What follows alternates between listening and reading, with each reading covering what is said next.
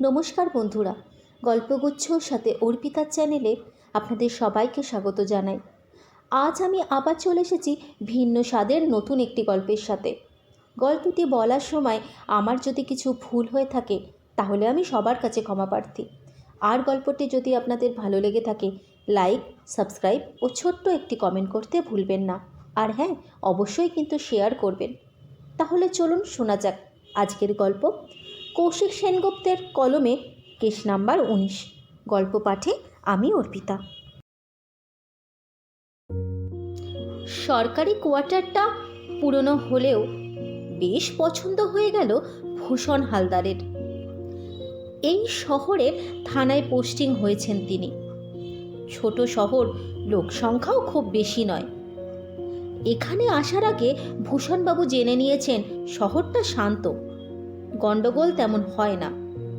থানার ফটকগুলো বেশিরভাগ সময় ফাঁকাই পড়ে থাকে। কোয়ার্টারটা বহু পুরনো, সম্ভবত ব্রিটিশ আমলের একতলা বাড়ি। 20 ইঞ্চি চওড়া গাঁথুনি, সেকেলের বাড়িগুলো যেমন হতো আর কি। এ বাড়ির দরজা আর জানলাগুলো বেশ বড় বড়, জানলার পাল্লায় খড়খড়ি দেওয়া, ঘরের মেঝেতে ফাটল, কড়িকাঠ দেওয়া ছাদ। তবু বাড়িটা ভালো লেগে গেল ভূষণবাবুর। প্রথমত শহরের বুকে এমন নিরিবিলি বাড়ি কল্পনার বাইরে। তার উপর এ বাড়িতে জলের মোটর যেমন আছে তেমন আবার একটা ইদারাও আছে। আসলে ভূষণবাবু মনে প্রাণে আধুনিক হলেও 40 বছর আগের ছেলেবেলার স্মৃতি ভুলতে পারে না। ছেলেবেলাটা তার কেটেছে মামার বাড়িতে। ভূষণবাবুর মামার বাড়ি বর্ধমান জেলার এক গ্রামে। সে বাড়িও ছিল বহু পুরনো। বাড়ির পিছনে কপিকল দেওয়া ইদারা ছিল। ভূষণবাবুর দিদিমা ইদারায় বালতি নামিয়ে জল তুলে দিতেন, আর সেই জলে তিনি স্নান করতেন। পুরো ব্যাপারটাই বেশ চিত্তাকর্ষক মনে হতো তার কাছে। তারপর বাবার বদলি চাকরির সুবাদে অনেক জায়গা ঘুরেছেন, কিন্তু ইদারাওয়ালা বাড়ি আর চোখে পড়েনি। বর্ধমানে সে মামার বাড়িও আজ আর নেই, ভেঙে চুরে ফ্ল্যাট বাড়ি হয়ে গিয়েছে। আজ এত বছর পরে মনের স্বাদ পূরণ হলো ভূষণবাবুর। ভূষণবাবু আপাতত একাই এসে উঠেছেন সরকারি কোয়ার্টারে। স্ত্রী আর ছেলে মেয়েকে সঙ্গে আনেননি। 2 ছেলে মেয়ের পরীক্ষা চলছে স্কুলে। এই মুহূর্তে বাসা বদল করলে তাদের লেখাপড়ায় ক্ষতি হতে পারে। আপাতত মায়ের সাথে তারা তাদের দাদুর বাড়িতে গিয়ে রয়েছে। পরীক্ষা হয়ে গেলে আসবে। প্রথম দিনটা হাত পা ছড়িয়ে বেশ ভালোই কাটলো। কেয়ারটেকার কানাই ছেলেটি বয়সে ছোকরা, রান্না বান্নার কাজ জানে, রোগাটে চেহারা, চোখের দৃষ্টি টেরা। সে বলল, নতুন জায়গা বলে চিন্তা করবেন না স্যার, আমাদের এই শহর খুব ভালো। ওই খানিক দূরে একটা বাজার বসে, সেখানে মাছ তরি তরকারি সব পাওয়া যায়। আগে যিনি ছিলেন সেই চক্রবর্তী স্যারের সব কাজ আমি তো করে দিতাম, এমনকি বাজারটাও আমাকে করতে হতো। ভূষণবাবু বললেন, বাজার আমি নিজেই করব, তুমি শুধু কটা দিন রান্নার দিকটা দেখো, আর এই বাড়ি ঘর একটু পরিষ্কার রাখো। এই বলে ভূষণবাবু জিজ্ঞাসা করলেন, তুমি কতদিন কেয়ারটেকারের কাজ করছো কানাই? কানাই বলল, আসলে আমার বাবা ছিলেন এই কোয়ার্টারের কেয়ারটেকার। রিটায়ার করার আগে বাবা গত হন। বাবার চাকরিটা আমাকে দেওয়া হয়। 3 বছর হয়ে গেল, এখনো পার্মানেন্ট হয়নি স্যার। বলো কি, 3 বছর ক্যাজুয়াল স্টাফ হয়ে আছো? Okay sir. ওকে, তোমার ডকুমেন্টগুলো আমাকে দিও কানাই, আমি বিষয়টা দেখব। এই বলে গোটা কোয়ার্টারটা ঘুরে ঘুরে দেখলেন ভূষণবাবু। সরকারি কোয়ার্টারের পেছনে মস্ত আমবাগান। পরের দিন ভোরবেলা ঘুম থেকে উঠে সে বাগানে 12 চক্কর কেটে গায়ের ঘামের সাথে অতিরিক্ত চর্বি ছড়িয়ে ঘরে এসে ভূষণবাবু দেখলেন কানাই এসে হাজির। সে বলল, চায়ের জল চড়িয়ে দিয়েছি, আপনি হাত মুখ ধুয়ে আসুন স্যার। ভূষণবাবু খুশি হলেন।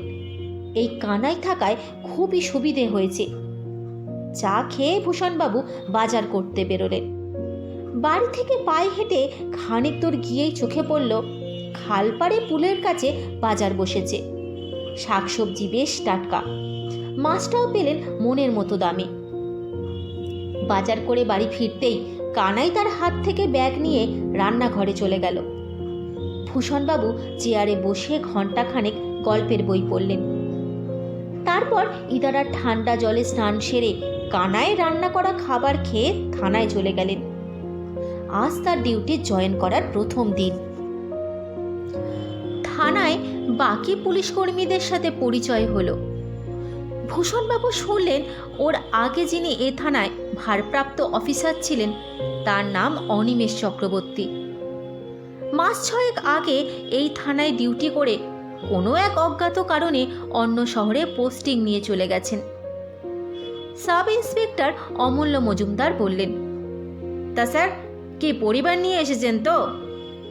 ভূষণবাবু বললেন, পরিবার আসবে সামনের মাসে, ছেলেমেয়ের পরীক্ষা চলছে, এই সময় তারা আসতে পারল না। তবে তো স্যার আপনার থাকার জন্য একটা ভালো বাড়ি দরকার। কেন? কোয়ার্টার তো আছে। ভূষণবাবু আশ্চর্য হয়ে বললেন।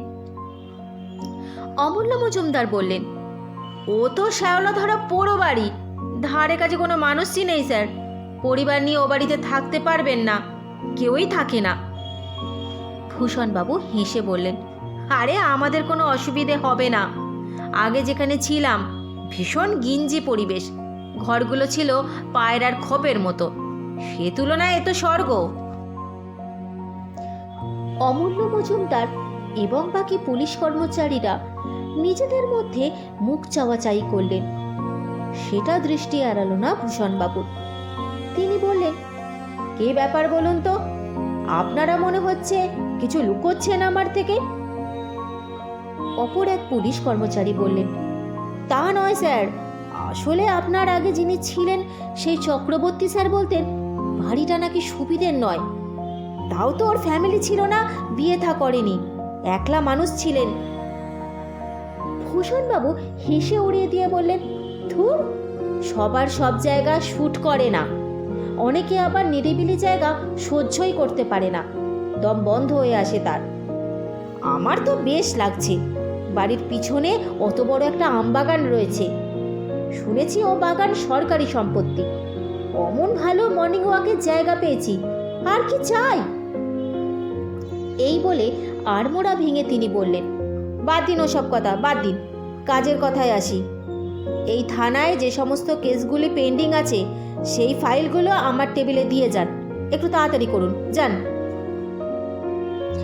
অমূল্যবাবু বললেন, পেন্ডিং কেস তেমন নেই স্যার, এই একটা ছাড়া।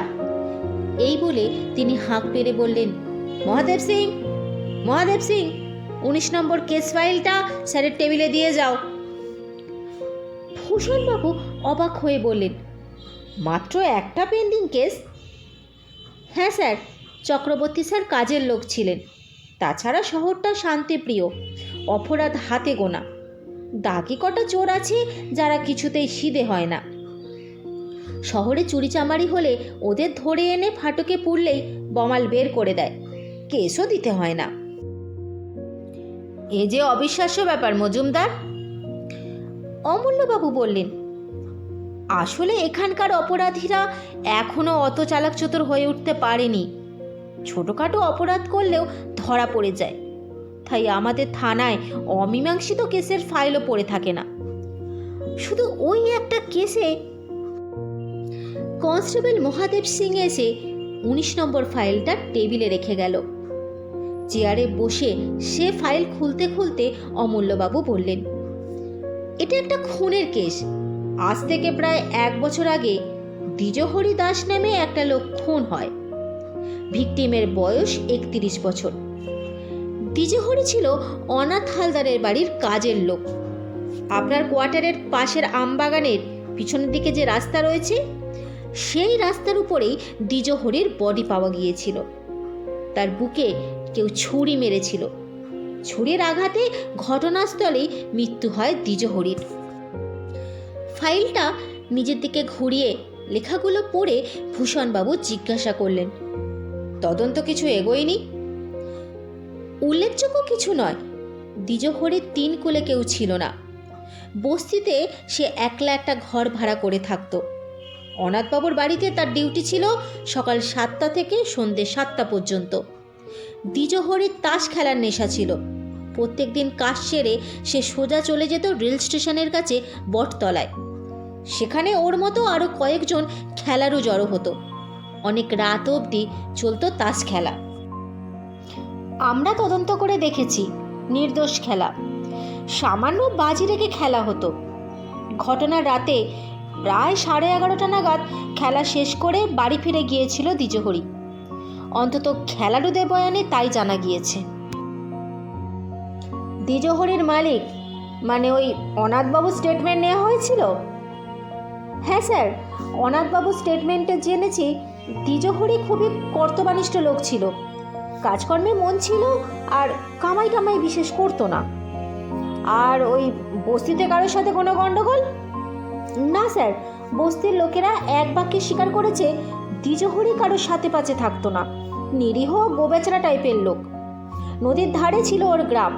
গ্রামে দ্বিজহরির কিছু জমি জেরা ছিল, কিন্তু নদীর ভাঙনে সেসব তলিয়ে যায়। নিঃস্ব হয়ে সে এ শহরে এসেছিল। তারপর অনাথবাবুর বাড়িতে চাকরের কাজ নেয়। সে যা রোজগার করত তার একার চলে যেত। সব কিছু শুনে ভূষণবাবু বললেন, এই ফাইলের কপি আমাকে দিয়ে দিন। অবসর সময় প্রত্যেকের স্টেটমেন্ট আমি খুঁটিয়ে পড়ব। সন্ধেবেলা কোয়ার্টারে ফিরে ভূষণবাবু শুনলেন রান্নাঘর থেকে ছ্যাঁকছোক আওয়াজ আসছে। সেই সঙ্গে হেঁড়ে গলায় গান ধরেছে কানাই। হাত পা ধোবেন বলে ভূষণবাবু ইদারার ধারে গেলেন। এদিকটা বড় অন্ধকার, একটা আলোর ব্যবস্থা করা দরকার। এ কথা ভাবতে ভাবতে আর একটু এগোতেই ভূষণবাবুর মনে হলো ইদারার পেছনে একটা আবছায়া মানুষের আকৃতি দাঁড়িয়ে আছে। তীক্ষ্ণ দৃষ্টিতে সেদিকে তাকিয়েও কিছু বুঝতে না পেরে ভূষণবাবু হাঁক পারলেন, কে কে ওখানে? কোনো সাড়া এলো না। ভূষণবাবুর মনে হলো তার গলার আওয়াজ পেয়ে ওধার থেকে কেউ সরে গেল। ভূষণবাবুর গলার আওয়াজ শুনে রান্নাঘর থেকে বেরিয়ে এলো কানাই। বলল, স্যার কি ফিরলেন? ভূষণবাবু বললেন, কানাই, এই নাও আমার ঘরের চাবি। আমার ঘরের দেওয়ালের তাকে টর্চটা রাখা আছে, চট করে একবার গিয়ে নিয়ে এসো তো। কানাই দরজা খুলে টর্চ হাতে ইদারার ধারে এলো। উৎসুক হয়ে জিজ্ঞেস করলো, কি হয়েছে স্যার? কি হয়েছে? ভূষণবাবু টর্চের ফোকাসে এদিক ওদিক ফেলে কাউকে দেখতে না পেয়ে চিন্তিত কণ্ঠে বললেন, আমার মনে হলো এইমাত্র কেউ এখানে দাঁড়িয়েছিল। আমার গলার আওয়াজ পেয়ে সরে গেল। কানাই হাসার চেষ্টা করে বলল, কে কে আসবে এখানে স্যার? আমি তো রান্নাঘরে ছিলাম। কেউ এলে আমি তো দেখতে পেতাম। ভূষণবাবু বললেন, আমার চোখের ভুলও হতে পারে। যাও, তুমি চা নিয়ে এসো। এই বলে ভূষণবাবু ঘরে ঢুকে বেশভূষা পরিবর্তন করলেন। একটু পরে কানাই চায়ের পেয়ালা হাতে ঘরে ঢুকল। বলল, একটা কথা বলি স্যার, ওই ইদারার জল ভালো নয়, ওই চুলকানি হয় গায়ে। আপনি বরঞ্চ ওই ট্যাঙ্কের জল ব্যবহার করবেন।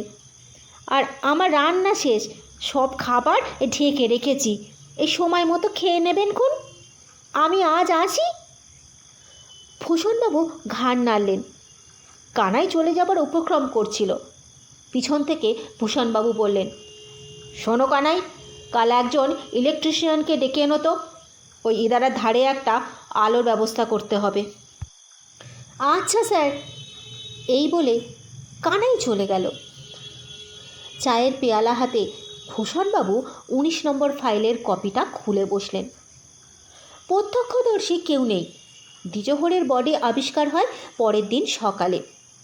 প্রথমে পথচারীদের চোখে পড়ে মৃতদেহটা। তারপর পুলিশ আসে ঘটনাস্থলে। আমবাগানের পেছনের রাস্তায় দ্বিজহরের বডি পাওয়া গিয়েছিল। এই কোয়ার্টার থেকে মাত্র হাতখানেক দূরে খুনটা হয়েছিল। কি সাংঘাতিক কথা, খোদ পুলিশ কোয়ার্টারের সামনে খুন।